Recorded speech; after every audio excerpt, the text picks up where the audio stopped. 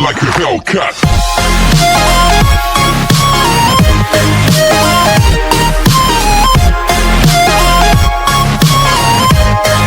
तो guys last episode में इस कहानी की तकरीबन सारे कैरेक्टर या तो मर जाते हैं या तो मरने की अवस्था में होते हैं। जैसे कि हमने लास्ट टाइम देखा था, नेज़ुको को बचाने के चक्कर में मार्टिन खुद को सेक्रीफाइस कर देता है और नेज़ुको भी पानी में गिर जाती है। अब होता कुछ ऐसा है कि नेज़ुको जब पानी में गिरती है तो उसकी सांसें चल रही होती है, बट वो सोचती है कि अब जी के क्या फ़ायदा, उसके सारे चाहने वाले लोग मारे ही जा रहे हैं। तो कह सकते हैं कि नेज़ुको खुद को सेक्रीफाइस कर देती है। तो अब आगे की कहानी में होता कुछ ऐसा है कि अचानक से सारे अधमरे लोग जिंदा होने लगते हैं। मार्टिन को असल में जो तीर लगा होता है वो मैजिक मिरर के पास से होके उसकी छाती में घुसता है, तो जादू से उसकी चोट हील हो जाती है। उसकी छाती पे एक स्ट्रेंज मार्क अपीयर हो जाता है। वहीं अपने मॉन्क जापा को भी कोई अननोन बंदा आके बचा लेता है। सही बताऊं तो ये अभी तक रहस्य ही बना हुआ है कि आखिर जापा की जान बचाई किसने। मीनवाइल जितने भी लोग कर्ज की विक्टिम होते हैं वो भी ठीक हो जाते हैं। अब सवाल ये उठता है कि ये सब हुआ कैसे, आखिर ये सब ठीक कैसे हुए।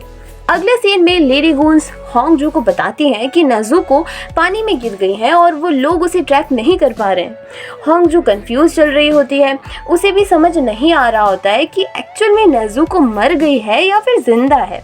तो उधर मार्टिन जिंदा बचने के बाद सीधे अपनी माँ के पास पहुंचता है और वहां पहुंच के वो देखता है कि उसकी मॉम जिस झोपड़ी में रुकी थी वहां तो आग लग गई है और उसकी माँ अंदर ट्रैप्ड है। बड़ी ही मुश्किलों से वो अपनी माँ को आग से बाहर निकालता है और उसकी माँ मौके पे ही दम तोड़ देती है। टू हिज सरप्राइज उसे वहाँ एक रिंग भी मिलती है जो कि मोस्ट प्रोबेबली बोंग की रिंग होती है, यानी कि बोंग का इस कांड में कुछ ना कुछ हाथ तो ज़रूर है।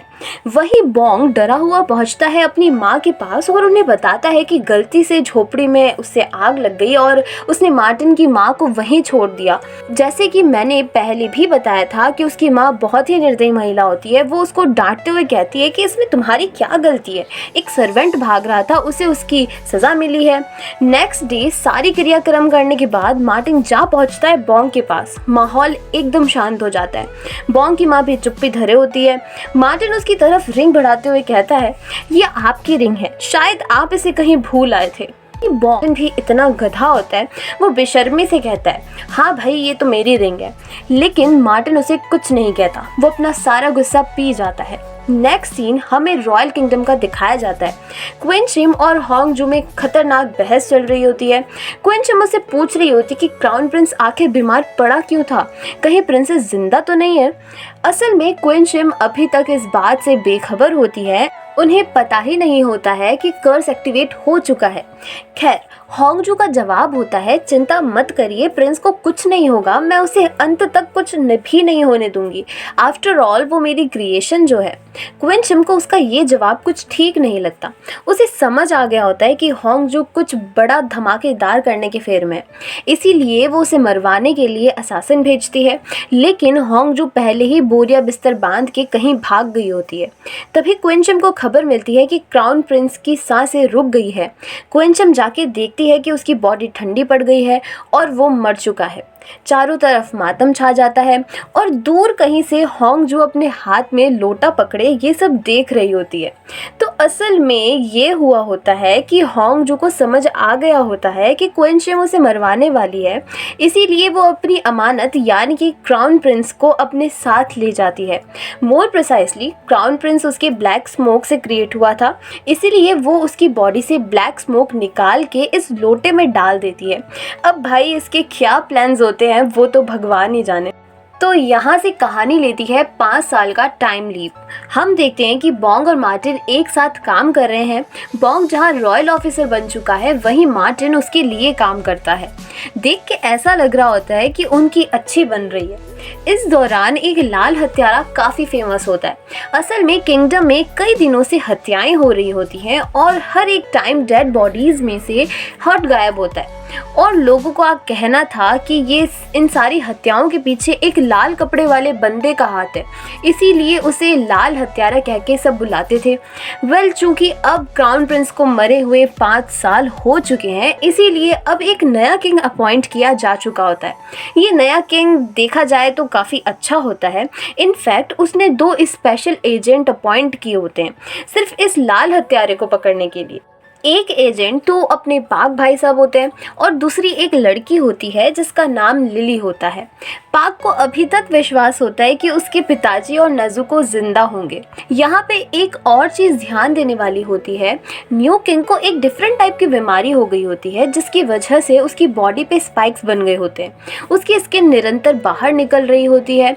रॉयल डॉक्टर को भी इसका कोई इलाज नहीं मिल पा रहा होता है। मीन टाइम क्वीन शिम उससे मिलने आती है। हालांकि क्वीन शिम अब ग्रैंड क्वीन बन चुकी होती है। पुरानी ग्रैंड क्वीन तो शायद स्वर्गवास हो गई होगी। तो ग्रैंड क्वीन शिम जब न्यू किंग से मिलने आती है, उनकी बातों को सुन के ऐसा लगता है जैसे कि ये दोनों एक दूसरे के जानी दुश्मन हो। ग्रैंड क्वीन ने किंग के बारे में अफवाह सुनी होती है कि वो एक अननोन बीमारी से पीड़ित है। वो वही चेक करने के लिए आई होती है और किंग से मिलने के बाद उसे इस बात का प्रूफ भी मिल जाता है। क्वीन शिम को समझ आ गया होता है कि या तो इसमें काले जादू का हाथ है या तो ये भी कर्स के चपेट में आ गया है। हम देखते हैं कि होंगजू ने पिकोलो को बचा लिया होता है, वो बस कोमा में होते हैं। मोर प्रिसाइसली होंगजू के काले जादू के इन्फ्लुएंस में होते हैं। क्वीन शिम का अंदाज़ा एकदम सही होता है। ये होंगजू कुछ बड़ा सोच रही होती है। जितने भी मर्डर्स हो रहे होते हैं सब उसी का करा धरा होता है, यानी कि वो लाल हत्यारा कोई बंदा नहीं बंदी है और वो होंगजू की फॉलोवर होती है। आगे हमें एक झलक जापा की दिखाई जाती है जो कि पता नहीं कहीं छुप के जा रहा होता है। लाल हत्यारा उसका पीछा कर रहा होता है, कर रही होती है। जापा को पता चल जाता है कि कोई उसका पीछा कर रहा है। मीन टाइम पाक भी उनका पीछा कर रहा होता है। फिर उन तीनों की भिड़ंत हो जाती है।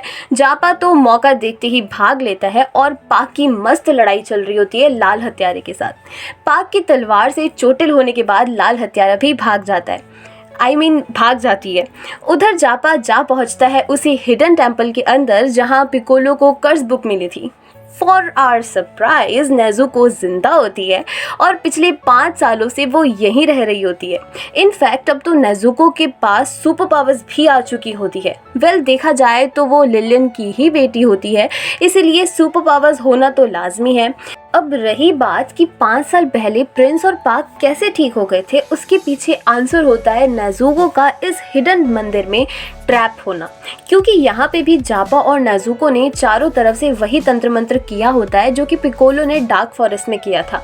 तो इस तंत्र मंत्र की इफेक्ट से ही नेज़ुको के बाल भी वापस से काले हो जाते हैं और थोड़े टाइम के लिए कर्स को भी पॉज लग जाता है। अभी फिलहाल नेज़ुको के पास कर्स बुक होती है जिसमें कर्स को ब्रेक करने का प्रोसेस लिखा होता है। नेज़ुको ने ऑलमोस्ट सारी मोमबत्तियां जला ली होती हैं, बस कुछ ही बच गई होती हैं। इस बुक का लास्ट पेज जापा ने गायब कर दिया होता है क्योंकि उसमें लिखा होता है कि जो कर्स ब्रेक करने की कोशिश करेगा वो इंसान खुद मारा जाएगा।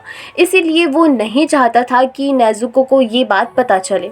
वहीं हमारा इंट्रोडक्शन एक महिला से होता है जिसका एक साइड का फेस डिस्टॉर्टेड होता है। Let's call her by the name Miss कैथी।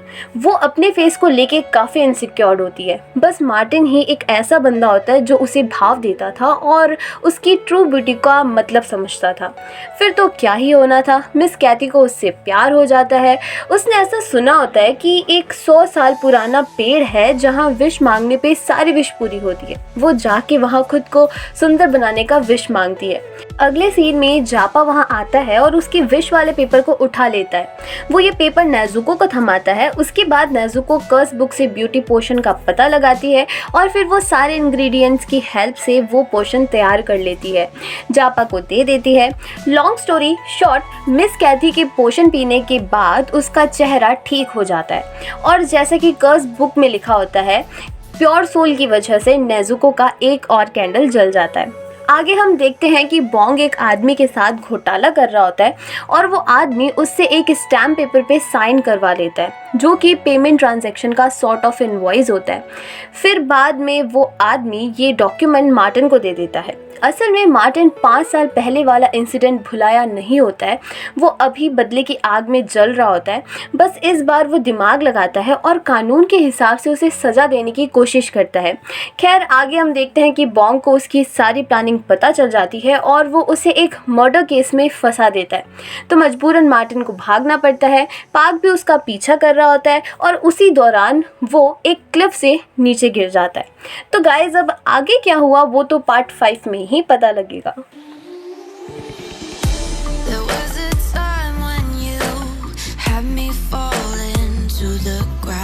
तो गाइज मेक श्योर आपने हमारा चैनल सब्सक्राइब कर रखा हो, क्योंकि हमारा नेक्स्ट पार्ट और भी दमदार होने वाला है।